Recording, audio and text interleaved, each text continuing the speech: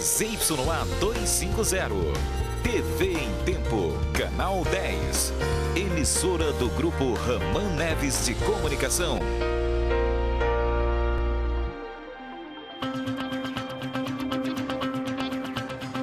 Olá, o Jornal em Tempo de hoje vai mostrar para você, 6 meses depois, o que mudou com a construção da Ponte Rio Negro.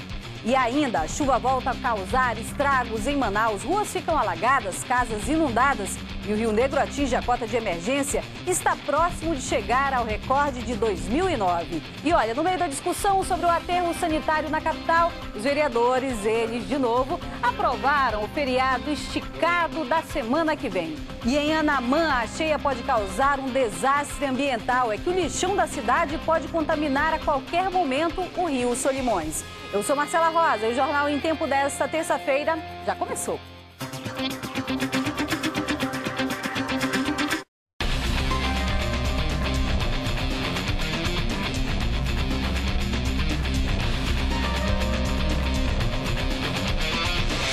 Olá para você que acompanha o Jornal em Tempo pela internet. Faz 6 meses que a ponte sobre o Rio Negro foi inaugurada. Com ela veio o progresso para os municípios que ficam do outro lado do rio. Mas também o crescimento trouxe alguns problemas sociais.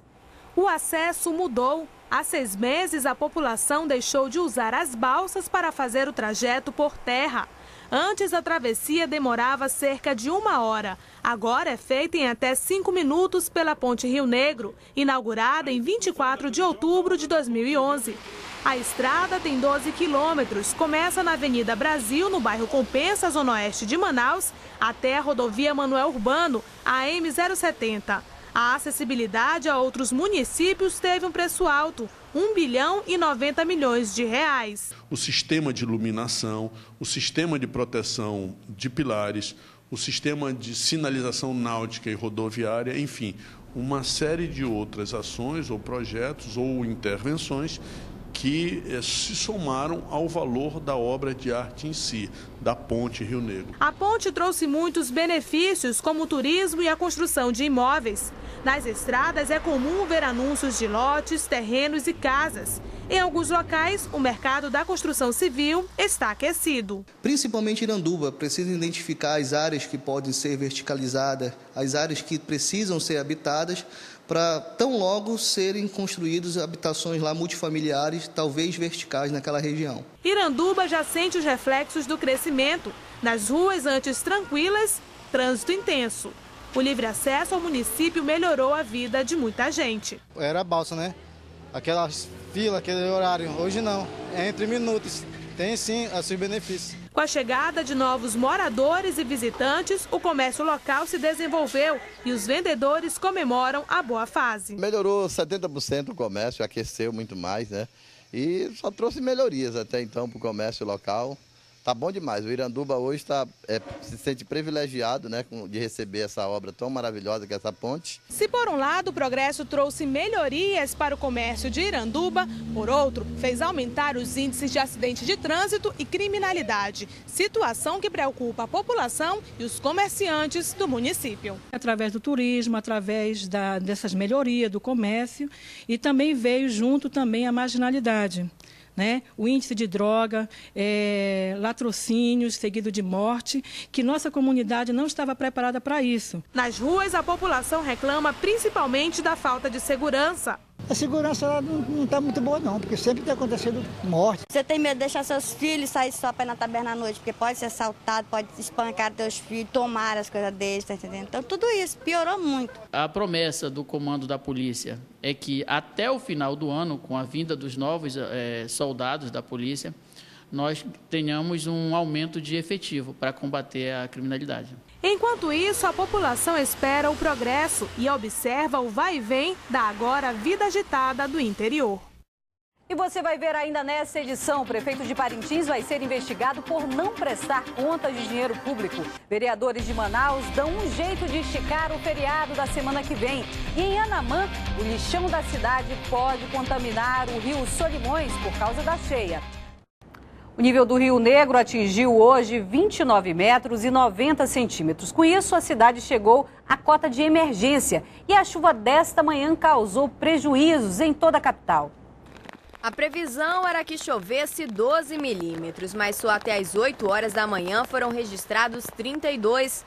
Nas paradas de ônibus, o jeito foi subir nos bancos para não se molhar.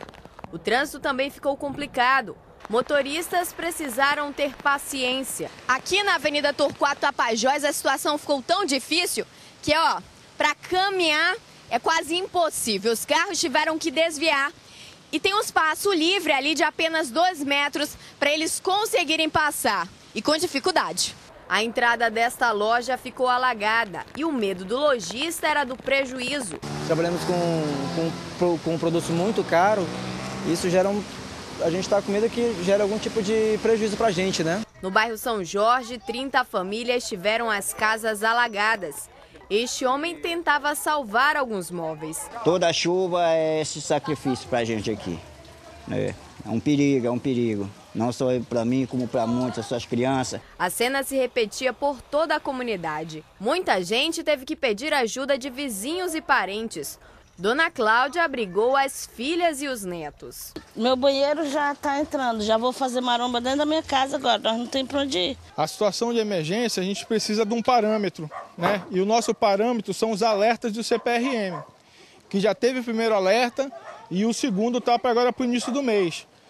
Porém, como essa cheia ela vem com uma diferença maior, a Defesa Civil ela já está tomando as providências com relação à situação do alerta.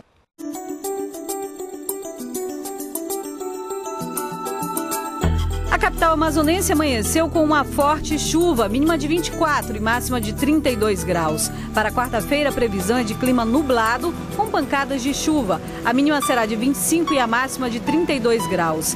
Em Iranduba, Quari e Lábrea, o dia promete ser encoberto a nublado, também com chuva.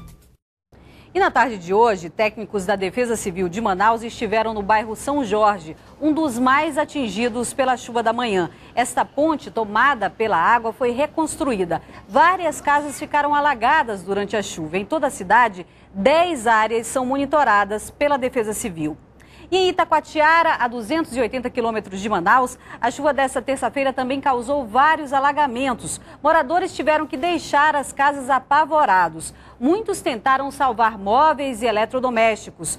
2 escolas servem como abrigo para as famílias. Até as pontes de madeira feitas pela prefeitura para facilitar o acesso nessa época de chuva foram cobertas pela água.